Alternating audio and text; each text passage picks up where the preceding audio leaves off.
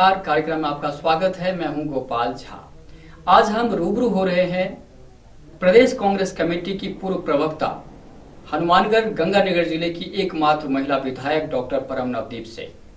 परम नवदीप जिन पर कई तरह के आरोप हैं, जैसे वह जिद्दी हैं, लड़ाकू हैं, यहाँ तक कि भ्रष्टाचार जैसे आरोप भी उन पर लगे हैं। तो आइए रूबरू होते हैं संगरिया की विधायक डॉक्टर परम नवदीप सिंह से। डॉक्टर परम, कार्यक्रम में आपका स्वागत है। सबसे पहले हम ये जानना चाहेंगे कि बतौर विधायक जीवन में क्या बदलाव महसूस करती हैं आप? नमस्कार, आपने बुलाया, आपका धन्यवाद।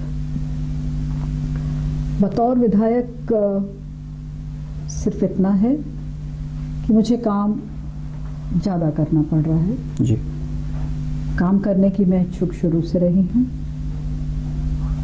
अपने लिए समय रहता नहीं है, इसके अलावा कोई अंतर नहीं है जी।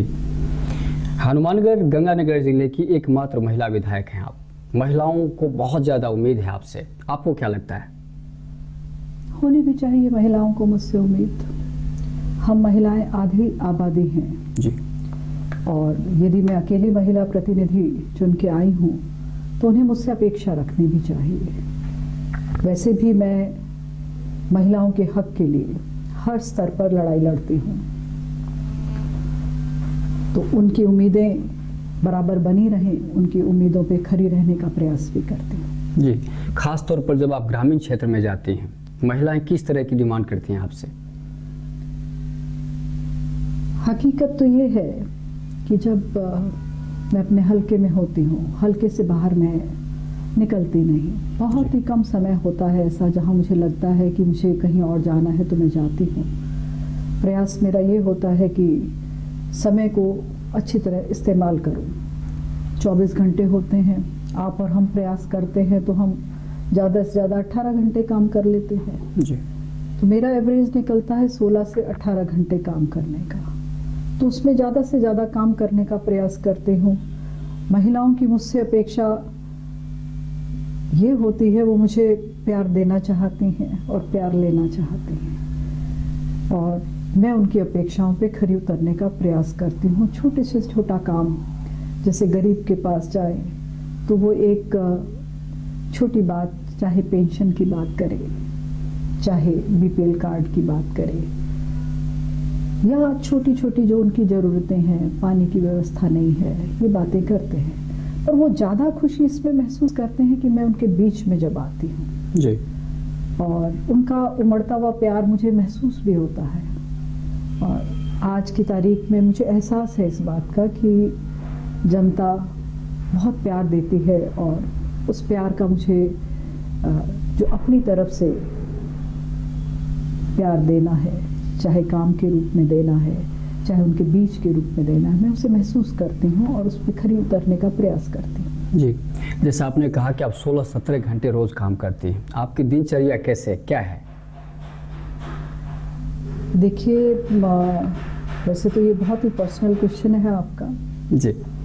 मैं सुबह जल्दी उठती हूँ। उठने के बाद मेरा ये रहता है, मैं एक्सरसाइज करती हूँ, तो एक मेरा एक रूटीन है। ये अलग बात है, कब यदि कम समय है तो कम समय में कर लेती हूँ और यदि खुला समय होता है तो पूरी एक्सरसाइज में करती हूँ जी। योगा करती हूँ। उसके बाद दिनचर्या कंप्लीट करने के बाद पूजा करती हूँ। पाठ मेरा एक नियमित रूटीन है कि मैं पाठ करे बगैर नाश्ता नहीं करती और उसके बाद अपना ब्रेकफास्ट लेके मैं काम पे लग जाती हूँ। ब्रेकफास्ट करने के बाद अगला भोजन मुझे नसीब होगा या नहीं होगा उसकी मुझे चिंता नहीं रहती जी। क्योंकि मेरी संतुष्टि दिमाग के भोजन की है, पेट के भोजन की नहीं जी।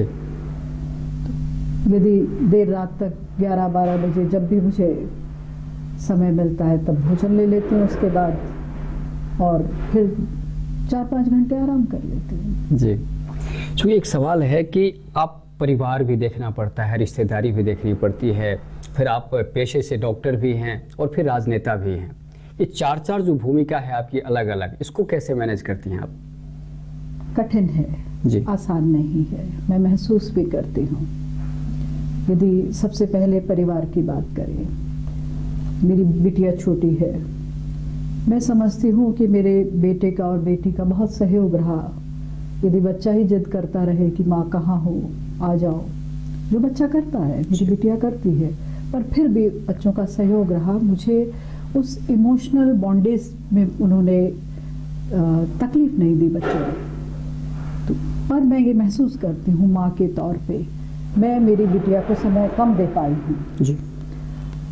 रही बात मेरे पतिदेव की,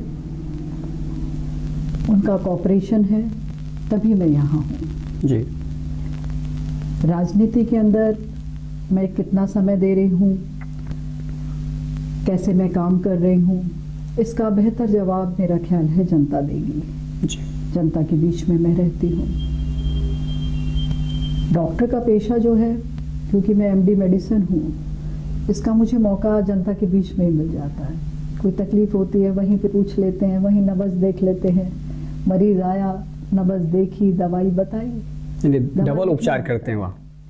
बिल्कुल, जनता की जो समस्या है उसका भी उपचार हो जाता है और जो व्याधियां हैं शारीरिक उसका भी उपचार आप हाथों हाथ करती हैं वहाँ। कोशिश करती हूँ जी। और प्रयास करती हूँ कि ज़्यादा से ज़्यादा मुकम्मल काम कर सकूँ। जी।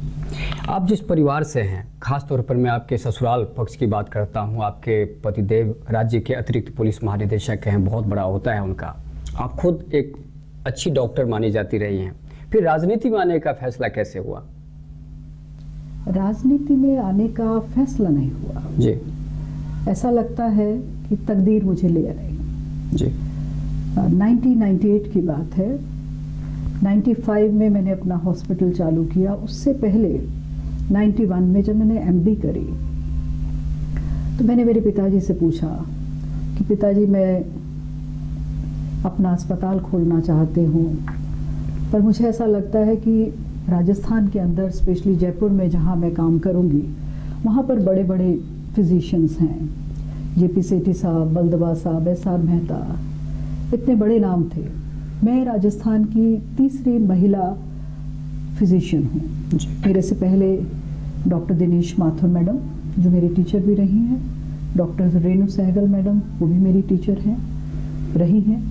उसके बाद मैं तीसरी महिला हूँ जिसने MD मेडिसिन किया। क्या मेरे आने के बाद बहुत महिलाओं ने इसे ऑप्ट किया, शायद इस वजह से कि ये थोड़ा कठिन विषय था, इसमें काम ज़्यादा करना पड़ता है, पढ़ाई भी बहुत ज़्यादा होती है, तो लेडीज़ ज़्यादा ऑप्ट नहीं करती थी। मैंने किया इसे, पर मेरे सामने ये दुविधा थी कि इतने बड़े बड़े बरगद के पेड़ थे, इनके सामने मैं कैसे काम करूं। तो मैं मेरे पिता से राय कर रही थी। मेरे पिता ने कहा बेटा अपन ने तो सेवा करनी है, तुम ऐसा करो, 91 की बात है, कि अपने खेत हैं वहाँ पर गांव में चली जाओ, मैं तुझे 5000 रुपये दूंगा दवाई के लिए और तुम सेवा करो। तो 91 में मैंने MD करने के बाद हातोज गांव है जी। मैं उस वक्त मेरे माँ बाप के पास रहा करती थी, क्योंकि मेरी शादी MBBS के तुरंत बाद हो गई जी। और MD मैंने शादी के बाद किया। नवदीप जी उन दिनों SP हुआ करते थे, तो वो विभिन्न जिलों में SP रहे और मैंने पढ़ाई जयपुर में रह के की। 91 में तब तक मेरा घर मैंने बनाना चालू कर दिया था शुरू में ही। तो ये विचार था कि एक जगह रह के यदि डॉक्टर रहता है तो मरीज को ये रहता है कि डॉक्टर उपलब्ध है। बिल्कुल। उस विचार से मैंने जयपुर में प्रैक्टिस करने का विचार बनाया। पिता के कहने से मैंने हातोज गांव है, वहाँ हमारे खेत हैं, वहाँ गांव के नीचे बरगद का पेड़ के है, वहाँ से मैंने काम चालू किया। मेरे पास उस वक्त बिस्कुटी रंग की एक मारुति होती थी 51 नंबर, उसके पीछे एक फोल्डिंग टेबल और कुर्सी रखती थी।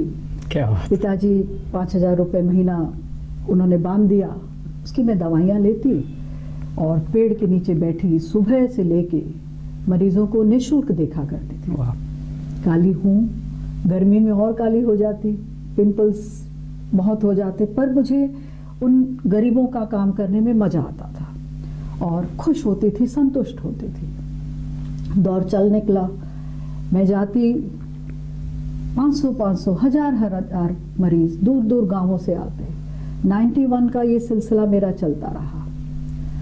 सिलसिला इतना चला कि 95 में मैंने अपना हॉस्पिटल खोला खातीपुरा में, राजपुताना हॉस्पिटल के नाम से। ये सिलसिला बढ़ गया। शायद मेरी जो पॉपुलैरिटी थी उस वजह से मुझे न्योता मिला। 98 के अंदर 10 जुलाई को सोनिया जी फरवरी में कांग्रेस की अध्यक्ष बनी और 98 में 10 जुलाई को पहली बार वो जयपुर आई। 8 जुलाई को मेरे पास एक तार आया प्रदेश कांग्रेस कमेटी से। मैं आपको ईमानदारी से बता रही हूँ जी। मैं नहीं जानती थी प्रदेश कांग्रेस कमेटी में कौन अध्यक्ष है, ये क्या है चीज है। मैं टोटली नॉन पॉलिटिकल पर्सन थी, गैर राजनीतिक, एक डॉक्टर थी और घरेलू महिला थी, जिसे कोई चीज का पता नहीं होता। अखबार में भी वो ये चीजें नहीं पढ़ता है जो गैर राजनीतिक व्यक्ति ज्यादातर होते हैं। तो मुझे पता ही नहीं था। मेरे पति उस वक्त भरतपुर में डीआईजी थे, नवदीप सिंह जी। और जब तार देखा तो मुझे समझ में नहीं आया। उसमें लिखा था सोनिया जी आ रहे हैं, आपको उसमें डिनर उनके साथ करना है। मैंने मेरे पति को फ़ोन किया, मैंने कहा ऐसे एक तार आया है और लिखा है प्रदेश कांग्रेस अध्यक्ष अशोक गहलोत करके साइन है, ये कौन है और मुझे क्यों बुला रहे हैं, तुम्हारी क्या राय है। तो वो कहते कि भाई तुम्हें बुलाया है, कोई कारण होगा, तुम्हें जाना चाहिए। मैंने थोड़ा रेजिस्टेंस भी दिखाया। मैंने कहा मुझे अच्छा नहीं लगता इस तरह, मैं किसी को जानती नहीं, कैसे जाऊंगी। तो उन्होंने कहा बात तो तुम्हारी वाजिब है कि तुम नहीं किसी को जानती, पर तुम जाओ, देखो तो सही तुम्हें बुलाया किस लिए जी। उन्होंने मुझे ये कहा, मैं चली गई। अब देखिए मुझे ये नहीं पता कि मैं किनसे मिलने जा रही हूँ और मैं उनसे क्या बात करूंगी। तो सुबह सुबह टाइम्स ऑफ इंडिया देखा तो उसमें लिख रखा था सोनिया जी के बारे में, उनकी तरफ से था कि more and more ladies should join the politics, they should come into the politics, राजनीति में महिलाएं आए। ये मैंने उसमें पढ़ लिया। अब शाम को जी हम पहुंच गए डिनर के लिए। सब अजनबी चेहरे थे मेरे लिए, क्योंकि मैं किसी को पहचानती नहीं थी, जानती भी नहीं थी। पर मैं एक तरफ खड़ी हो गई और एक एक करके सबसे मिलाया जा रहा था। मेरा परिचय अशोक जी ने बहुत अच्छे ढंग से कराया सोनिया जी से। इस तरह कुछ बताया कि ये सरदार सुरजीत सिंह जी की बेटी हैं, जो कांग्रेस के सिंपैथाइजर रहे हैं, शुरू से ही सपोर्टर रहे हैं, बिजनेस पर्सन हैं। ये जो डॉक्टर परम हैं, ये बहुत छोटी उम्र में बहुत पॉपुलर डॉक्टर हैं और जयपुर के आसपास हमारे यदि राजनीतिक भी जाते हैं तो उनके पास इतनी भीड़ नहीं होती जितनी इनके पास होती है। मतलब मैं ये कहना चाहूँगी बहुत ही नम्र शब्दों में, उन्होंने बहुत मुझे ज़्यादा अच्छे तरीके से पेश किया मैडम के सामने, जिस तरह मेरी बात कही। पर परम तो ठहरी एकदम गैर राजनीतिक उस वक्त। मुझे पता नहीं कि इन्होंने इतनी बड़ी बात कही, मुझे क्या कहना है। मैंने उनसे, जब मेरी तरफ सोनिया जी मुखातिब हुई तो मैं हूँ भी वैसे बहुत ब्लंट, साफ बात कहने वाली आदत है मेरी। तो मैंने कहा ma'am, I fail to understand, I was reading in the newspaper today, you quote, according to you, more and more ladies should join the politics. मतलब आप कह रही हैं कि बहुत महिलाओं को राजनीति में आना चाहिए और आपके खुद के लीडर्स आपकी बात को नहीं समझ रहे हैं। तो उन्होंने ऐसे देखा कि मैं क्या कहना चाह रही हूँ। तो उन्होंने जब ऐसे देखा, मैंने कहा यस, ये नहीं समझ रहे हैं, क्योंकि including you and me there are 5 ladies. इतनी बड़ी पार्टी है और इसमें सिर्फ 5 महिलाएं जी, और आप ये बात कह रहे हैं। ये बात सरल शब्दों में एक सख्त बात थी। बिल्कुल मैं समझती हूँ यदि आज बात आए तो शायद मैं इतनी सख्त बात ना कहूँ, क्योंकि मैं अब राजनीति को समझने लग गई जी। पर मैंने कह दी। उस कहने का ये हुआ कि मुझे कहा गया कि आप दिल्ली आए, मिले, सिलसिला चालू हुआ। मैं इतना कह सकती हूँ कि मैं राजनीति में जो आई, ये मेरी तकदीर मुझे ले आई। सोनिया जी ने मुझे बढ़ाया। वो चाहती थी मैं चुनाव लड़ूं जी, 98 में वो चाहती थी। कहा गया मुझे, मैंने घर पे राय करी, माता पिता से राय हुई। मेरी माँ खिलाफ थी राजनीति में आने की। जी। मेरी माँ का ये कहना था कि बेटा हम अनपढ़ होके तुझे डॉक्टर बनाया, कितनी मैंने तकलीफें भुगती, और तू डॉक्टरी कर, राजनीति में नहीं जाओ। पिताजी का ये कहना था और घर के दूसरे भाई बहनों का और मेरे हस्बैंड का कि भाई तुम सेवा तो कर ही रही हो, गांव में जाती हो, गरीबों की सेवा करती हो, राजनीति एक बड़ा माध्यम है सेवा करने का, तुम्हें संतुष्टि मिलेगी। क्योंकि हर परिवार के सदस्य मुझे समझते हैं कि मुझे संतुष्टि, मानसिक संतुष्टि की जरूरत होती है जी। और वो सेवा के माध्यम से मैं संतुष्ट होती हूँ। तो पिताजी का ये कहना था कि इट्स अ लार्जर प्लेटफॉर्म, ये बड़ा प्लेटफॉर्म है, इसमें तुम ज़्यादा लोगों की इमदाद कर सकोगी, मगर चुनाव लड़ना है तो अपनी मातृभूमि से लड़ना है। जी। जहाँ मैंने जन्म लिया, जहाँ तुमने जन्म लिया, चुनाव लड़ो तो संग्रिया से लड़ो। जी। अब ये पेच हो गया। बड़े नेता चाह रहे थे कि मैं चुनाव लड़ूं, मेरे सामने बंधन था मेरे पिता की सोच का, और वो सोच मेरे अंदर आ चुकी थी जी। कि पिता ने कह दिया, मैंने मान लिया। क्योंकि हमने ये सीखा है, हमारे जो संस्कार है माँ बाप से, कि भगवान तो आपने कहीं देखा नहीं। बिल्कुल। माँ बाप भगवान का ही रूप होते हैं, उनको मैं मेरा आदर्श मानती हूँ। उनकी सोच सही थी, इसलिए मैंने उसे अपना लिया और बात कह दी कि मैं चुनाव लड़ूंगी तो संग्रिया से लड़ूंगी। मुझे ऑफर हुआ कि मुझे आमेर से लड़ लेना चाहिए। जनरल सेक्रेटरी उस टाइम राजस्थान में दिल्ली से माधवराव जी सिंधिया साहब होते थे, और उन्होंने कहा भी मुझे 2-3 बारी कि मैडम चाहते हैं सोनिया जी कि परम तुम चुनाव लड़ो, और तुम यहाँ से क्यों नहीं लड़ती, तुम तो यहाँ बहुत पॉपुलर हो, तुम जीत भी जाओगी। तो मैंने उन्हें बताया नम्र शब्दों में कि सर मैं जीत जाऊंगी, मैं जानती हूँ इस बात को, क्योंकि मैं तो बहुत लोगों को जानती हूँ यहाँ और लोग मेरे से दिल से जुड़े हुए हैं। मगर राजनीति में आने का मतलब ये नहीं है कि मैं कहीं भी चली जाऊँ। यदि राजनीति में आऊँगी तो अपने लोगों के लिए आऊँगी। जी। इंतजार मुझे लंबा करना पड़ा, क्योंकि राजनीति में बहुत कई चीज़ें होती हैं जिसकी वजह से आपको कॉम्प्रोमाइज़ करना पड़ता है।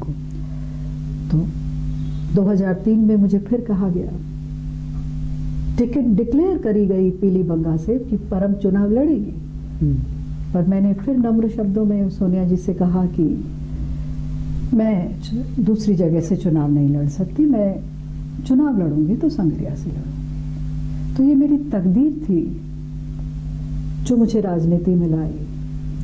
ये मेरा और मेरे माता पिता का, मेरे परिवार का ये विचार था कि राजनीति में आएंगे तो सेवा करने के लिए आएंगे जी। राजनीति मेरे लिए वोकेशनल है, प्रोफेशनल नहीं है। मैं अपने मानसिक संतुष्टि जनता की सेवा करके प्राप्त करती हूँ, तो मुझे यहाँ काम करना है। फिर 2008 में परिस्थितियाँ बदली। 10 साल के इंतजार के बाद जी मैंने संग्रिया से चुनाव लड़ा और अच्छे वोटों से जीत भी गई। एक अक्सर देखा जाता है कि जब वो महिला आरक्षण की बात करें, महिला आरक्षण बहुत कई बार चर्चा हुई है, लेकिन वो पारित क्यों नहीं हो पा रहा आप बखूबी जानती हैं।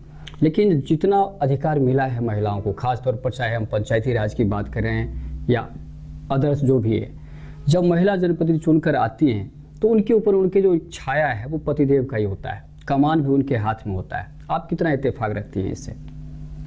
देखिए, जो परिस्थितियां आज की तारीख में राजस्थान में हैं जी, वो आपकी बात सही है। कारण ये कि जो महिला जनप्रतिनिधि आ रही हैं ज़्यादातर अनएजुकेटेड हैं जी। जब वो अनएजुकेटेड हैं, बाहर नहीं जाती, तो उन पे एक मानसिक दबाव उनके पति का रहता है। यह स्थितियां मैं देख रही हूँ, पर स्थितियों में बदलाव आ रहा है जी। और धीरे धीरे जो महिलाएं चाहे अनपढ़ हैं और जनप्रतिनिधि बन गई हैं, वो मुखर हो रही हैं, अपनी बात कहने का प्रयास कर रही हैं जी। पर जहाँ तक की बात आती है कि पुरुष का दबाव रहता है, ये महिला पे निर्भर करता है कि आप कितना दबाव महसूस कर रहे हैं। जी। और जैसे आपकी बात करें, आप पर एक आरोप लगता है अक्सर कि आपके ऊपर बिल्कुल उल्टा है। आपके पतिदेव, जैसा हमने पहले कहा, कि राज्य के अतिरिक्त पुलिस महानिदेशक और नंबर 2 के हैं वो। अगर देखा जाए प्रशासनिक रूप से तो नंबर 2 हैं वो पुलिस महकमे के लिए।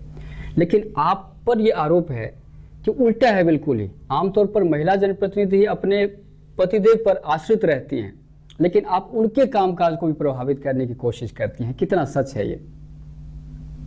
वैसे आरोप बहुत इंटरेस्टिंग है। हकीकत अलग है। कारण ये कि मेरे काम बहुत होते हैं जी। उसी तरह नवदीप जी भी बहुत ज़्यादा बिजी होते हैं। पूरे राजस्थान का पुलिस का एडमिनिस्ट्रेशन देखना, पूरे राजस्थान का लॉ एंड ऑर्डर देखना मामूली बात नहीं है। बिल्कुल। और ऊपर से ये कि उसे बहुत अच्छी तरह से बखूबी से अंजाम देना, जी। जो कर रहे हैं पिछले 4 वर्षों से। तो उनके पास समय ही नहीं है कि वो मेरे उसमें दखल दे, और ना ही मेरे पास समय है कि मैं उनके कामों में दखल दूं। तो ऐसा कुछ नहीं है। वैसे भी हम एक दूसरे के काम में बिल्कुल दखल नहीं देते। जी। विचार या कोई राय भी करनी होती है तो हमारे घरेलू काम, अपने बच्चों पे ध्यान देने का, इससे ज़्यादा हम कुछ एक दूसरे के काम में दखलंदाजी नहीं करते। हकीकत ये है कि समय को कैसे मैनेज करें, हम तो उसी में रहते हैं। इतनी बड़ी जनता संग्रिया की, इतने लोग, जो कोई मुझे भाई बहन की तरह प्यार करता है, कोई माँ बाप मुझे बच्चे बिटिया की तरह प्यार करते हैं, तो मुझे तो उस समय को उनको देना, उनके काम करने में ही मेरा वक्त निकल जाता है। जी। और जैसा दिखता है हकीकत में कि यदि हम पढ़े हैं, हाईली एजुकेटेड है, तो उसका मतलब ये नहीं है कि हम लोग, जो समाज का एक तबका इस तरह का होता है कि वो अलग ही तरह की जीवन यापन करता है। मैं बहुत ही घरेलू महिला हूँ। मेरे पति बहुत ही घरेलू पति हैं, बच्चों की तरफ पूरा ध्यान देते हैं। मैं अपने परिवार को पूरा समय देने की कोशिश करती हूँ, पर वो जो समय है मेरा, वो क्वालिटी टाइम है, नॉट द क्वांटिटी।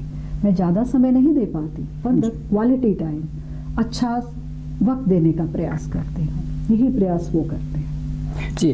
फिर भी हम जानना चाहेंगे कि एमएलए, चूँकि 200 एमएलए हैं, और ख़ास तौर पर जब देखा जाता है, चाहे ग्रामीण क्षेत्र हो या शहरी क्षेत्र हो, चाहे आपके वर्कर ही क्यों ना हो, उनको एमएलए से, खास तौर पर पुलिस महकमे से ज़्यादा काम होते हैं। तो हम आपसे जानना चाहिए, सच सच बताइए कि उसका कितना, चूँकि पतिदेव पुलिस के सर्वा हैं, तो कितना लाभ तो मिलता ही होगा कुछ ना कुछ। इस बात को हम दूसरी तरह से कह सकते हैं। जी। एज ए एमएलए, यदि आप मेरे हल्के में जाएंगे तो आप देखेंगे कि मैं एज ए एमएलए थाने की और तहसील की राजनीति बिल्कुल नहीं करती। जी। मेरे पास जब 2 भाई झगड़ा करके आ जाते हैं और ये कहते हैं कि उसने मेरे साथ ये कर दिया, आप मेरी इमदाद करो थाने में, मैं बिल्कुल नहीं करती। मेरा स्पष्ट साफ शब्दों में उनसे कहना होता है, और मैं मंच से भी कहती हूँ, और मेरे चुनाव से पहले भी कहा, चुनाव लड़ते वक्त भी मैंने ये कहा कि यदि 2 भाई, यदि जिरह हो जाती है, लड़ाई हो जाती है, तो मेरे पास जरूर आओ, पर मन बना के आओ समझौते के लिए। जी। मैं थाने की राजनीति नहीं करूँगी, मैं तहसील की राजनीति नहीं करूँगी। आज मुझे खुशी है इस बात की, बहुत संतुष्टि है कि मेरे हल्के के अंदर, संग्रिया क्षेत्र के अंदर इस तरह की गतिविधियां निल बटा निल है। जी। बड़ी खुशी होती है। एक बार मैं चुनाव के मेरा ख्याल है जीतने के 8-10 महीने बाद ही मैं तहसील के सामने से गुजर रही थी, तो एक बुजुर्ग ने गाड़ी रोकी और उन्होंने मुझे कहा कि बेटा, वोट तो तुम्हें नहीं दिया हमने, पर हमें बड़ी खुशी है कि यहाँ कोई एमएलए का दलाल नहीं दिखता। जी। मुझे खुशी हुई है सुन के, क्योंकि आज जो कार्यकर्ता मेरे साथ जुड़ा है वो बहुत निष्पक्ष है। वो ये जानता है कि दीदी ये चीज़ पसंद नहीं करती, वो ऐसा काम नहीं करता। जी। कोई काम करना होता है, उन्हें किसी की इमदाद करनी होती है, उन्हें गांव में बैठ के वो समझाते हैं, कोशिश करते हैं समझौता हो जाए। नहीं होता तो न्याय की बात आती है, अन्याय की बात नहीं आती। जी।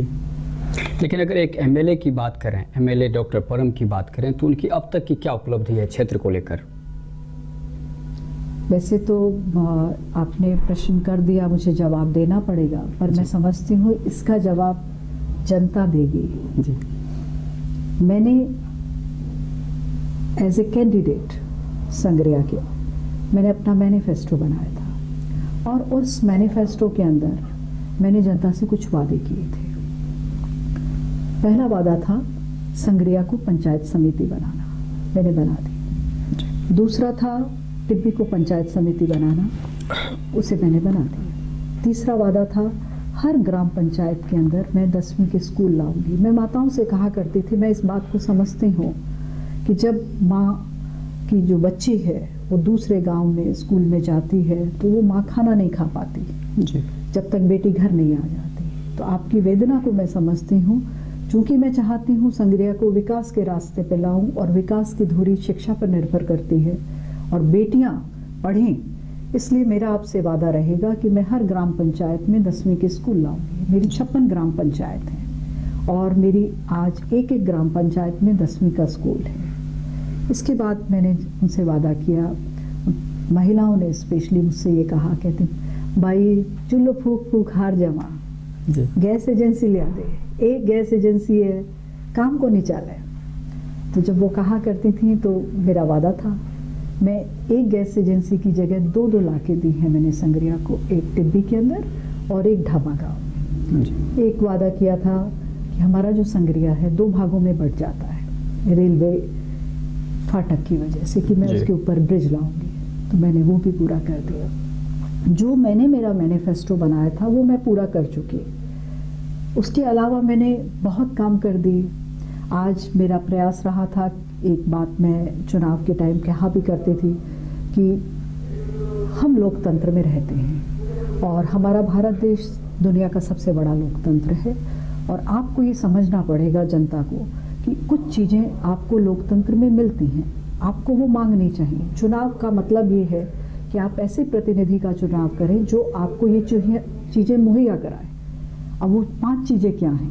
वो 5 चीज़ें हैं पानी, बिजली, चिकित्सा, शिक्षा और सड़क। और मैंने इन 5 मूलभूत सेवाओं के अंदर हर क्षेत्र में काम किया। सड़क की बात करें तो मेरे यहाँ लगभग 100 करोड़ से ज़्यादा की सड़कें बन चुकी हैं। क्या बात। हरियाणा पंजाब से व्यक्ति आता है, उसे महसूस हो जाता है कि हम संग्रिया में आ गए। फर्राटे से उनकी गाड़ी जाती है, मक्खन जैसी सड़कें जी। शिक्षा के क्षेत्र में सर्व शिक्षा के तहत स्कूलों के अंदर बड़े हॉल कमरे लगभग 40 करोड़ के, हर ग्राम पंचायत में 10वीं का स्कूल। संग्रिया के अंदर महिला महाविद्यालय, पूरे राजस्थान में पिछले वर्ष 5 महाविद्यालय मिले थे, कन्या महाविद्यालय। 200 असेंबली सेगमेंट हैं, 5 में से 1 डॉक्टर परम लेके आई संग्रिया जी। ITI ले आई हूँ। सड़क शिक्षा के बाद पानी, मेरा वादा था जनता से, मेरा प्रयास रहेगा आपको अच्छा पानी पीने को दूंगी। डॉक्टर हूँ, समझती हूँ इससे कितनी बीमारियाँ होती हैं। तो आज गांव-गांव ओवरहेड टैंक्स बने हैं और पीने के पानी के लिए लगभग 50 करोड़ से ज़्यादा पैसा लग चुका है और इतना ही पैसा आने वाला है जो लगेगा। पानी का जो दूसरा हिस्सा है सिंचाई का, जिस पे मेरे किसान निर्भर करते हैं, उसके लिए मैंने AMP नहर लगभग 300 करोड़ रुपया से वो पक्की हुई है। आज की तारीख में मेरे संग्रिया और टिब्बी दोनों क्षेत्र के अंदर 60% नहरें पक्की हो चुकी हैं। 40% जो हैं उनके काम चालू हो गए हैं। फिर किसान से पानी का आज का ही ले लीजिए। ये बात चल रही थी कि भी किसी तरह हम पंजाब से पानी लाएं। हमारे मुख्यमंत्री, राजस्थान की जनता भाग्यशाली है, हमारे मुख्यमंत्री संवेदनशील है, उन्होंने इस बात को समझा, बात करी। हमारे मुख्यमंत्री ने पंजाब के मुख्यमंत्री से बात करके आज ही कल रात को ही फैसला हुआ है, हमें हमारे हक का पानी मिल रहा है। बिल्कुल। तो किसानों की ज़रूरत के मुताबिक उनको जितना पानी मिलना चाहिए उसका मैं भरसक प्रयास करती हूँ और उसके नतीजे मिल रहे हैं जी। फिर इसके बाद आता है बिजली। आज मेरे प्रयासों से गांव-गांव के अंदर 33 केवी के ग्रिड और 132 केवी के ग्रिड मैं ले आई हूँ। चिकित्सा के क्षेत्र में चूंकि मेरा पेशा भी है, मेरा ज़्यादा ध्यान रहता है जी। मुझे खुशी है, मैं आपके मंच से बताना चाहूँगी कि राजस्थान के अंदर, पूरे राजस्थान के अंदर निःशुल्क दवाइयाँ जो हैं ये हमारे माननीय मुख्यमंत्री अशोक जी ने शुरू की, पर इसकी इस बात का जो शुरुआत थी वो संग्रिया की बेटी ने की। क्या बात। मैं चर्चा करना चाहूँगी आपसे जी इस बारे में। माननीय मुख्यमंत्री महोदय इनफॉर्मल टॉक करते हैं एमएलए से जी। एक दिन हम लोग बैठे हुए थे तो उन्होंने बात चालू की कि परम बताओ, बीपीएल परिवारों को मुख्यमंत्री योजना के तहत में अपन इलाज करा रहे हैं, तुम्हारे क्षेत्र में कितने लोगों को फ़ायदा हुआ। तो इनफॉर्मली बात कर रहे थे तो मैंने कहा भाई साहब बहुत फ़ायदा हुआ जी। और बड़ा अच्छा लगता है जब एक गरीब आदमी जिसका बाईपास का ऑपरेशन अपन निःशुल्क कराते हैं तो बड़ा आत्म संतुष्टि मिलती है। मगर मैं एक बात कहना चाहती हूँ आपसे। तो कहते क्या, यदि हम कुछ दवाइयाँ निःशुल्क दे देंगे तो ये बड़ी बीमारियाँ ही नहीं होंगी, बड़ी बीमारियाँ नहीं होंगी तो इतना पैसा नहीं लगेगा। कहते कैसे? मैंने कहा बहुत सिंपल सी बात है, यदि बुखार होता है मरीज को और बुखार की दवाई हम निःशुल्क दे देते हैं तो यदि टाइफाइड है तो वहीं इलाज हो जाएगा, वो दिमागी टाइफाइड तक नहीं जाएगा। मलेरिया है वहीं काट दिया तो सेरेब्रल मलेरिया नहीं होगा, दिमागी मलेरिया जिसमें ज़्यादा पैसा लगता है, मरीज को ज़्यादा नुकसान होता है। यदि ब्लड प्रेशर की दवाई दे दी, ब्लड शुगर की दवाई दे दी तो बीमारी आगे नहीं बढ़ेगी। आप बाईपास तो तब होगा कराना पड़ेगा कि यदि हम ब्लड प्रेशर की दवा नहीं दे रहे, फिर उसका लिपिड प्रोफाइल बढ़ गया, लिपिड्स बढ़ गए, आगे नाड़ियाँ सिकुड़ गई, वो स्थिति ही नहीं आएगी। बिल्कुल। उन्हें ये सुझाव अच्छा लगा। मैं हमारे मुख्यमंत्री की संवेदनशीलता को और उनकी पॉइंट को पकड़ने की महारत को दाद देती हूँ। उन्होंने 4 महीनों में ही इसका सारा स्टडी कराया और इसको लागू कर दिया। आज राजस्थान क्या पूरे देश में वाहवाही हो रही है। आप देखिए, एक गरीब जाता है अस्पताल और उसको उसकी बीमारी की दवा मिल जाती है, वो भी निःशुल्क। ये एक बहुत बड़ी चीज है और इसमें मेरा योगदान है, इसलिए मैंने आपसे। बहुत बढ़िया। लेकिन एक सुना है जब मंत्रिमंडल का विस्तार हो रहा था, चूँकि सोनिया जी तक आपकी अप्रोच है, मुख्यमंत्री जी के साथ भी आपके बहुत अच्छे संबंध है, फिर भी आप उसमें शामिल क्यों नहीं हो पाई? मेरा ख्याल है मंत्रिमंडल का सदस्य होना ये मुख्यमंत्री का खुद का अधिकार क्षेत्र है जी। अभी जैसे मैंने आपको बताया कि मैं मेरे पति के अधिकार क्षेत्र पे बात नहीं करती, तो मुख्यमंत्री जी के अधिकार क्षेत्र में की बात मैं कैसे कर सकती हूँ? नहीं, कहीं ना कहीं आपको नहीं लगता कि उपेक्षा की गई थी आपकी? मैं समझती हूँ कि राजनीति के अंदर आप कितने काबिल हैं, कितने समझदार हैं, इसकी अपेक्षा और इसके रिजल्ट आपकी जनता के साथ जी तालमेल के साथ होते हैं। जनता पसंद करती है और जनता आपको आगे लाती है और इसका रिजल्ट भी देती है, जो इसका जीता जागता उदाहरण मैं हूँ जी। रही बात मंत्रिमंडल और उसमें मुझे लगता है कि मुख्यमंत्री के सामने बहुत सी चीजें होती हैं जिनको उन्हें एडजस्ट करना होता है, और चूंकि ये उनका अधिकार क्षेत्र है तो मैं समझती हूँ इस बारे में मेरे लिए ये भी ठीक नहीं है कि मैं इसको डिस्कस करूँ जी। और जैसे मैंने बता दिया, दूसरे के अधिकार क्षेत्र में मैं नहीं जाती, मैं तो अपने एरिया से बाहर नहीं निकलती जी। डॉक्टर परम, कुछ आपके व्यक्तिगत सवाल जो आपके खूब सारे आरोप भी लगते रहे हैं, खासतौर पर हम बात करेंगे कि आप लड़ाकू हैं, भ्रष्टाचार के भी आप आरोप लगे हैं खूब सारे। दूसरा आरोप कि आप जिद्दी बहुत हैं, जो कहती हैं वो करके दिखा देते हैं, चाहे वो कुछ भी हो। कुछ कर्मचारी अधिकारी आपके क्षेत्र में काम नहीं करना चाहते, वो पोस्टिंग लेने से घबराते हैं, मतलब इस तरह के आरोप आप पर क्यों लगते हैं? सही बात है आपकी, पर मैं कहना चाहूँगी कि आरोपों का असली जवाब तो संग्रिया की जनता दे देगी अगले चुनावों में जी। क्योंकि ये आरोप जो मुझ पे लगाते हैं ये कुछ चुनिंदा लोग हैं जो विरोध की दृष्टि से विरोध करने के लिए लगा देते हैं। मगर कुछ कहना चाहती हूँ आपसे जी। जब मैं राजनीति में आई और देखा कि किस तरह से विरोधी बात करते हैं, बड़ा दुख हुआ, बहुत महसूस किया जैसे कोई सीना चीर देता है, ऐसा महसूस हुआ। जैसे आपसे, आपके थ्रू बल्कि मैं जनता को मुखातिब होना चाहती हूँ। जब मैं चुनाव लड़ने आई, मुझे कहा गया कि ये बाहरी हैं, मुझे कहा गया कि डॉक्टर परम जयपुर रहेगी, आपके बीच नहीं आएगी, ये आपकी भाषा नहीं जानती, अंग्रेजी में भाषण देगी, ये बड़े घर की बेटी है, बड़े घर ब्याई है, ये अप्रोचेबल नहीं होगी, आपसे मिल नहीं पाएंगे, ये आपके काम नहीं करेगी। इतने आरोप लगे जी। मैंने इन आरोपों का जवाब नहीं दिया, मैं चुप रही। चुनाव के दौरान भी इन चीज़ों को सुना, महसूस बहुत किया कि मैं 1952 से जितने चुनाव हुए, मैं पहली प्रत्याशी हूँ संग्रिया की, जिसका संग्रिया के अंदर जन्म हुआ। क्या बात। रामचंद्र जी आए, कुंभाराम जी आए, गुरजंट सिंह जी आए, केसी बिश्नोई जी आए, कोई भी संग्रिया का पैदाइश नहीं है। डॉक्टर परम संग्रिया की पैदाइश है। उसके बावजूद उसके आगे बाहरी प्रत्याशी का तमगा लगाया। एक बड़े अखबार के अंदर 200 प्रत्याशियों की लिस्ट लगी और उसमें उनके अच्छे और बुरे पॉइंट बताए गए, तो उसमें लिखा डॉक्टर परम के लिए कि बाहरी प्रत्याशी। मुझे बड़ा अफसोस हुआ। कहा गया बड़े घर की बेटी है, बड़े घर ब्याई है। मैंने इसका जवाब तो नहीं दिया, पर जनता को ये जरूर बताया कि ये जो डॉक्टर परम है, ये अनपढ़ माँ बाप की बच्ची है।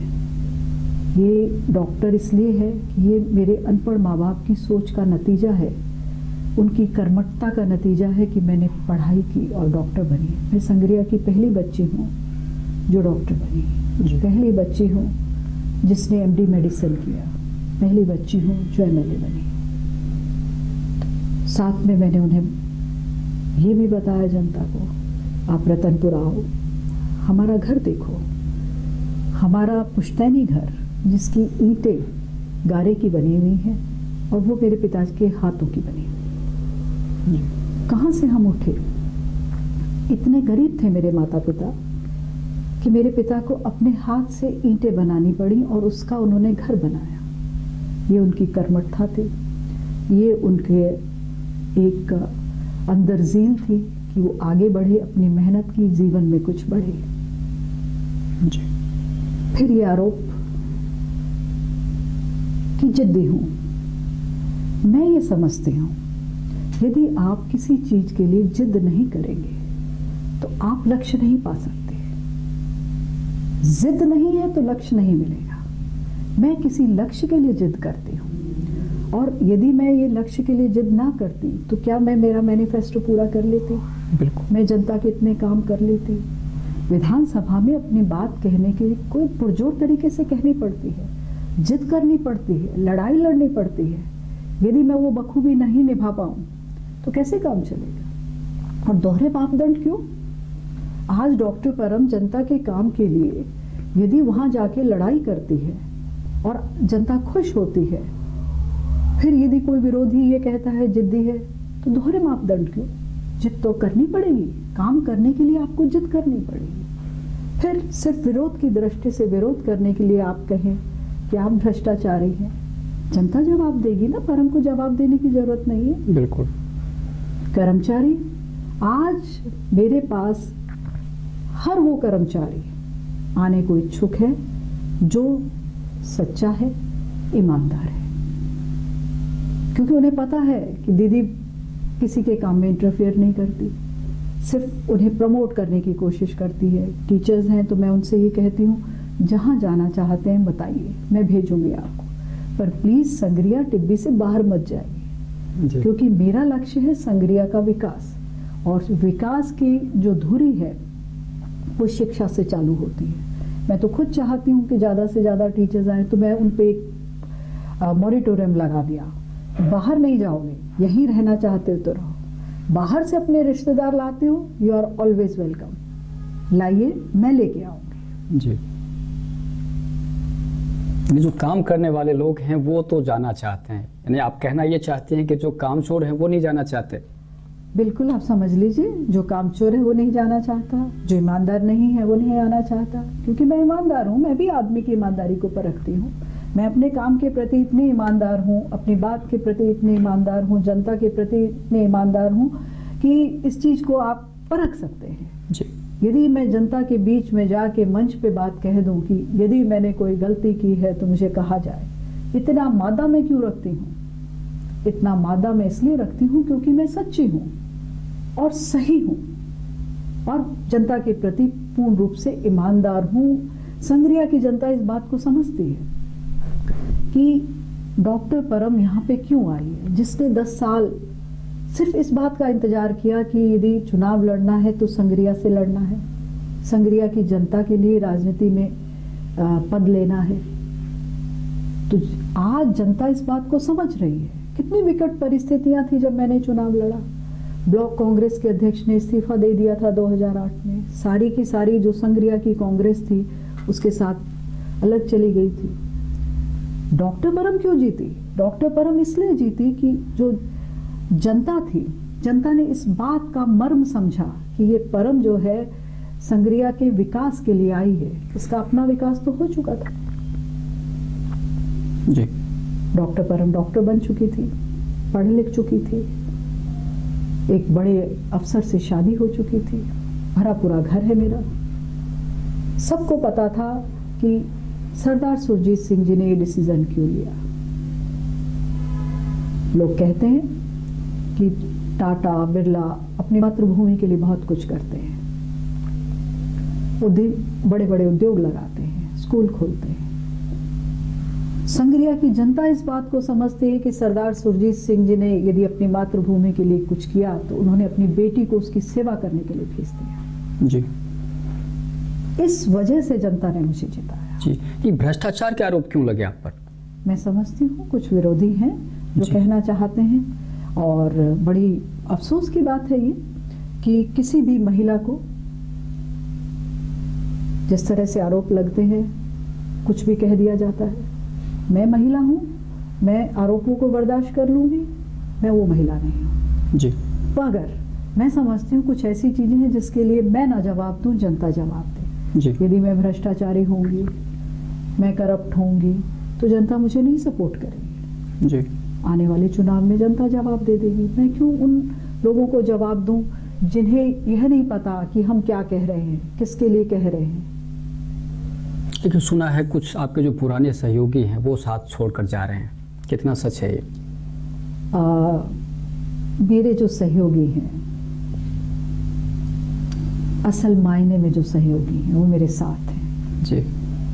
चंद कुछ लोग जो ये चाहते थे कि वो एमएलए का स्टीयरिंग चलाए, उसे स्टीयर करे कि जहां वो चाहे वहां एमएलए जाए, जहां वो ना चाहे वहां एमएलए ना जाए।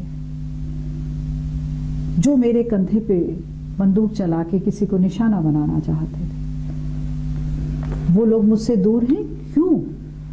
क्योंकि मैं ये चीजें पसंद नहीं करती। मैं आज भी एक बात कहती हूँ, यदि किसी भाई ने मुझे वोट नहीं दिया तो उसका मतलब ये नहीं है कि मैं उसके खिलाफ हो जाऊं।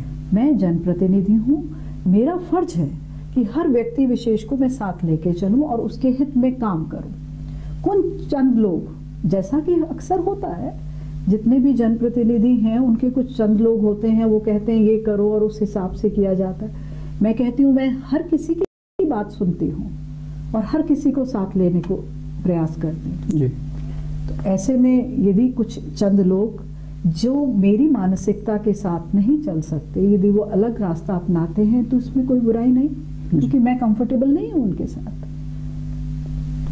एक मीडिया से संबंधित भी 2 सवाल हैं आपके लिए।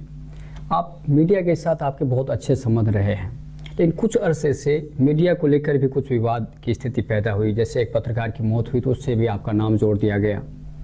कुछ मीडिया वालों का ये भी आरोप रहता है कि आप उनके कामकाज को प्रभावित करने की कोशिश करती हैं, कितना सच है ये? 2 बातें हैं इसमें। आपने 2 प्रश्न किए जी। पहला प्रश्न काफी दुखदायी है। बिल्कुल। बहुत वेदना हुई जब उस साथी की मौत हुई। पता चला कि वो गाड़ी से जा रहे थे और एक बुल के साथ दुर्घटना हुई। अब समझदार व्यक्ति सभी जानते हैं कि सड़क पे मैं बुल तो ला नहीं सकती, मगर आरोप लगा दिया। पता चला कुछ चंद लोग थे और विरोध की दृष्टि से ये बता दिया कि भाई सड़क पर जो पशु है वो परम ले आई। यदि मुझ में इतनी शक्ति है, इतनी दैवीय शक्ति है कि मैं एक पशु को आपकी गाड़ी के आगे अचानक ला दूंगी, तो मैं देवी हो गई। आप खुद समझ सकते हैं कि ये आरोप किस तरह लगे। जहां तक सवाल है मीडिया का, मैं राजस्थान कांग्रेस की स्पोक्स पर्सन रही 6 साल जी। प्रवक्ता का पद बहुत कठिन होता है, ये कुर्सी बड़ी कठिन है। बहुत जल्दी आप डिसलॉज हो जाते हो, हटा दिए जाते हो, कुछ ना कुछ कंट्रोवर्सी हो जाती है। कुछ ना कुछ खूबी तो रही होगी मुझ में कि जो मैंने 6 साल इतने अच्छी तरह से गुजारे और बड़ा तरीके से राजस्थान कांग्रेस को मैंने विपक्ष के समय में इतनी मजबूती से रखा। और मुझे खुशी है बताते हुए कि जिन मुद्दों को मैंने उठाया as a spokesperson, as a प्रवक्ता राजस्थान कांग्रेस का, उसका 95% मुद्दे हमारे मैनिफेस्टो में लिए गए। क्या बात है। जिस मैनिफेस्टो में हम जीत के आए 2008 में, ये मेरी उपलब्धि है और मुझे गर्व है इस बात का। अब रही बात मीडिया के काम में, तो मैं कैसे इन्फ्लुएंस कर सकती हूँ? वही सवाल, बिल्कुल जवाब की तरफ आप आ रही हैं। कारण वही है कि चूंकि आपके रसूख हैं उन मीडिया कर्मियों के साथ जो सीनियर लोग हैं, जो जयपुर में बैठे हैं, तो आरोप ये है कि आप उनसे प्रभावित करवाने की कोशिश करती हैं। नहीं, ऐसा नहीं है जी, ऐसा कभी नहीं हुआ। और मेरे संबंध सबसे बहुत अच्छे रहे हैं। मैं तो ये समझती हूँ कि जो मीडिया है वो एक दर्पण की तरह है, समाज का दर्पण है। मीडिया के अंदर जो भाई लोग होते हैं बहुत कठिन स्थितियों में काम करते हैं और उनकी काम करने की शैली, काम करने का माहौल, काम करने की परिस्थितियों को मैं बखूबी समझती हूँ, क्योंकि मैंने 6 साल मीडिया के साथ ही काम किया। बिल्कुल, ये बात नहीं है, ये ऐसा समझा जा सकता है कि गलत तरीके से पेश कर दी गई बात है, बल्कि मैं तो मीडिया की वो साथी रही हूँ जो हर जगह उन्हें सपोर्ट करती हूँ जी। ऐसा कुछ नहीं। एक सवाल महिला उत्पीड़न को लेकर है। हमारे ज़िले में बहुत अच्छी स्थिति नहीं है। जब हम पिछले 3 साल के आंकड़े देखें, आपके सरकार के कार्यकाल के आंकड़े देखें, तो बहुत ज़्यादा महिला उत्पीड़न के मामले बढ़े हैं। आप क्या कारण मानती हैं? यह सही है, हनुमानगढ़ जिले में स्थितियाँ बहुत गंभीर हैं जी। मैंने खुद ने इसका आंकड़ा निकलवाया, आंकड़ा निकाल के मुख्यमंत्री जी के सामने प्रस्तुत किया और सभी अधिकारियों से भी बात की, चीफ सेक्रेटरी साहब से भी बात की। इसमें हमें प्रोएक्टिव कदम उठाने होंगे। उनका डिस्कशन भी हुआ और जो एहतियातन कदम उठाने चाहिए उनके प्रयास भी जारी हुए। मैं गर्व से कह सकती हूँ कि हनुमानगढ़ जिले के अंदर मैं इसमें महिलाओं की मदद के लिए, महिलाओं के उत्पीड़न के केसेस के अंदर उनकी मदद में शायद पहली जनप्रतिनिधि हूँ जो सबसे आगे हूँ और खुल के इमदाद करती हूँ मैं जी। इसका कारण क्या है, हमारे यहाँ उत्पीड़न ज़्यादा क्यों हो रहा है? उसका सबसे बड़ा कारण ये है कि जो शिक्षा की कमी है। हर चीज़ में जब विकास की बात आती है, तरक्की की बात आती है, महिला उत्पीड़न की बात आती है, हर जगह एक शिक्षा की कमी आप महसूस करते हैं जी। शिक्षा की कमी, तकलीफों को भुगतते रहना, अपनी बात ना कह पाना। देखिए, डॉक्टर परम का एक एमएलए होकर जनता के बीच में जाना, डॉक्टर परम की उपलब्धि से ज़्यादा इस इलाके की महिलाओं की उपलब्धि है। आज मैं ये बात कहती हूँ कि जिस व्यक्ति की सोच सही है, जो जनता के प्रति ईमानदार है, अपने समाज के प्रति ईमानदार है, वो परम के साथ है, क्योंकि परम अपने समाज, अपनी जनता के प्रति ईमानदार है। डॉक्टर परम का प्रतिबिंब आज माएँ जब शीशा निहारती हैं तो देखती हैं कि उन्हें परम नजर आती है अपने में। ये मेरी उपलब्धि है। जब इलाके की बेटियां शीशे में अपना प्रतिबिंब निहारती हैं तो उन्हें परम नजर आती है। मुझे खुशी है इस बात की कि आज माएँ अपनी बेटियों का नाम परम रख रही हैं। उनमें एक मोटिवेशन आ रहा है। मैं अपने आप को सफल मानूंगी जब मेरे इलाके की बेटियां डॉक्टर बनेंगी, इंजीनियर बनेंगी, कलेक्टर बनेंगी, एसपी बनेंगी। मैं मेरे जनता को ये बात कहती हूँ, वो जमाना गया जब आप ये सोचते थे कि अपने बच्चे को कंपाउंडर बना लें, कांस्टेबल बना लें। आप आगे की सोचिए, अपने बच्चों को ज़्यादा पढ़ाइए। मैं इमदाद करूँगी जी। मैं बच्चों के बीच बहुत जाती हूँ, स्कूल कॉलेजेस में जाती हूँ। कई बार कई लोग कह देते हैं बच्चों के बीच में क्यों जाती हो दीदी, टाइम उधर लगाना चाहिए था। बच्चे हमारा भविष्य हैं। बिल्कुल। आने वाले समय में हम कैसे आगे बढ़ेंगे, इन बच्चों को प्रेरणा दे के हम आगे बढ़ सकते हैं। मैं बच्चों के बीच में जाती हूँ, उनको सारी बात बताती हूँ, उन्हें एहसास कराती हूँ, वो बातें भी बताती हूँ जो जनरली शायद अमूमन जनप्रतिनिधि नहीं करते जी। मैं उन्हें बताती हूँ, बेटा तुम बताओ, तुम्हारे में से कोई बच्चा कहीं बड़े स्कूल में गया? कहते हाँ गए, भाई फलाने का बेटा गया सा। मैंने कहा फिर क्या तुम्हें पता है ये बात, घटनाक्रम? कहते क्या घटनाक्रम? कि जब उसके पिताजी उससे मिलने गए, वो बड़े अच्छे कॉलेज स्कूल में गया, अंग्रेजी स्कूल में, तो उसके पिताजी जब मिलने गए तो उसने अपने पिताजी को कहा बापू तू बाहर बैठ जा, अंदर ना आई, तेरे जूते गंदे है, मेरे दोस्त की आखणगे। इसका मतलब वो बच्चा जिसके माता पिता ने अपनी गाढ़ी कमाई से अपने बच्चे को पढ़ाने के लिए अच्छे बड़े स्कूल में गया, पर उसकी मानसिकता ये है कि मेरे माँ बाप गरीब हैं या अनपढ़ हैं, तो उसकी मानसिकता के अंदर ये द्वंद आ गया। बिल्कुल। तो उस द्वंद को मैं तोड़ती हूँ, जाके उन्हें बताती हूँ ये परम जो आज आपके सामने बैठी है, ये अनपढ़ माँ बाप की बच्ची है और बहुत गरीब माँ बाप की बच्ची है। तो उनको बच्चों को मैं भिजवाती हूँ, कहती हूँ जाओ स्कूल के प्रिंसिपल से रिक्वेस्ट करती हूँ कि इनको रतनपुरा में मेरा घर दिखाओ, उनको मोटिवेशन मिले, प्रेरणा मिले। आज मेरा फर्ज बनता है कि यदि मुझे संग्रिया का भविष्य देखना है तो मैं संग्रिया के जो भविष्य के लोग हैं, बच्चे हैं, उनको प्रेरणा दूँ। उसका मैं प्रयास करती हूँ जी। इससे पहले कि हम आखिरी सवाल पूछें आपसे, हम जानना चाहेंगे कि अब तक का जो 4 साल का जो आपका कार्यकाल रहा है उससे आप कितने संतुष्ट हैं? देखिए मुझे संतुष्टि नहीं है जी। मैं अभी बहुत कुछ करना चाहती हूँ संग्रिया के लिए, संग्रिया की जनता के लिए जी। सपना क्या है संग्रिया को लेकर? आपको याद होगा जब मैंने चुनाव लड़ा था तब भी मैंने जनता को सपना सुनाया था जी। मेरा सपना है संग्रिया टिब्बी का चहुमुखी विकास और 5 मूलभूत सुविधाओं के अंदर संग्रिया क्षेत्र का चहुमुखी विकास। ये मेरा सपना है। जब तक ये पूरा नहीं होगा मैं संतुष्ट नहीं होंगी जी। और आखिरी सवाल, आपके प्रतिद्वंदी पार्टी भारतीय जनता पार्टी की प्रदेशाध्यक्ष के रूप में वसुंधरा जी की ताजपोशी हुई है, कितना टफ होगा मुकाबला इस बार? मैं नहीं समझती कि मुकाबला टफ होगा। उसका कारण साफ है। पिछली बार जनता के मन में भ्रम की स्थिति थी। मैं भी कम समय की वजह से सभी लोगों से मिल नहीं पाई थी। आज 2.5 लाख से ऊपर जनता है संग्रिया विधानसभा क्षेत्र की और मैं ये कह सकती हूँ कि यदि कोई 2-3 साल का बच्चा है तो हो सकता है उसे मेरा नाम नहीं पता हो या उसने मुझे नहीं देखा हो,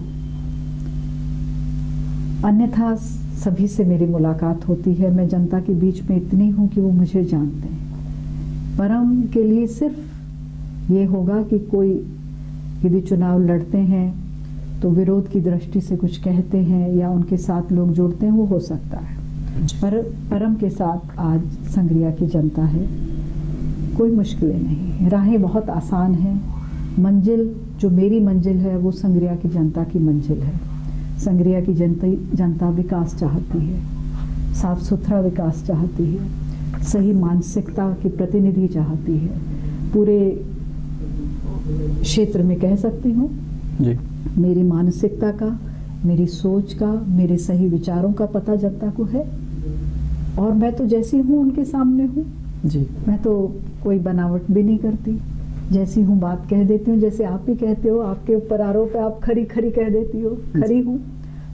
सच्चा सोना खरा होता है। संग्रिया की जनता इस बात को जानती है, परम खरी है। लेकिन चूंकि आप प्रदेश कांग्रेस कमेटी की प्रवक्ता रह चुके हैं, इसलिए हम जानना चाहेंगे कि प्रदेश लेवल पे इसका क्या असर होगा वसुंधरा जी के आने से। वसुंधरा जी का करिश्मा बीजेपी के अंदर, बीजेपी एक अलग पार्टी है, यदि उसमें बात करें तो इनकी लीडरशिप के अंदर वो एक अच्छी लीडर है, उनका अपना करिश्मा है, मेहनती है, और कोई भी व्यक्ति को जो मेहनत करता है उसे सफलता मिलती है। पर भाजपा के अंदर अंदरूनी लड़ाइयाँ बहुत हैं। लेकिन वो तो आपकी पार्टी में भी खूब है। हमारी पार्टी में उतनी नहीं है। हमारी सर्वमान्य एक नेता है सोनिया गांधी जी, और उनको असिस्ट कर रहे हैं श्री राहुल गांधी जी, जो हमारे जनरल सेक्रेटरी हैं जी। हमारे लीडरशिप का कोई द्वंद्व हो गए। हमारी लीडरशिप का कोई द्वंद्व नहीं जी। इनके तो हर कोई दूसरा व्यक्ति नेता है। जब नेता की यदि हेड ऑफ द फैमिली कई हो जाए तो वो घर बिखर जाता है जी। उस तरह है भाजपा का घर तो बिखरा हुआ है। नहीं, लेकिन अब वसुंधरा जी को गार्जियनशिप मिल चुकी है। अब ये तो वक्त बताएगा आपको जी। कि उनको इतने जो बंधु हैं भाजपा के, वो मानते हैं कि नहीं मानते, कि अंदर खाते कटिंग करते हैं उनकी। ये आपको तो कटिंग होगी भाजपा में, इसकी उम्मीद है आपको? क्यों नहीं। भाजपा के लोगों को तो हमने कभी एक कहना चाहिए सीधी राह पे चलते देखा है नहीं, बिखरते बिखरते ही देखा है जी। याद करिए, मेरा खुद का मैं प्रवक्ता थी, पहली कैबिनेट मीटिंग हुई बीजेपी की, और उसके अंदर नरपत सिंह राजवी, घनश्याम तिवाड़ी, गुलाब चंद जी कटारिया जो गृह मंत्री होते थे वो मौजूद नहीं थे। मैंने पुरजोर शब्दों में ये बात उठाई थी जी। कि मंत्रिमंडल की बैठक हो और उसके अंदर 3 मौजूद कैबिनेट मंत्री मौजूद नहीं हो तो आप क्या फैसला लेंगे जी।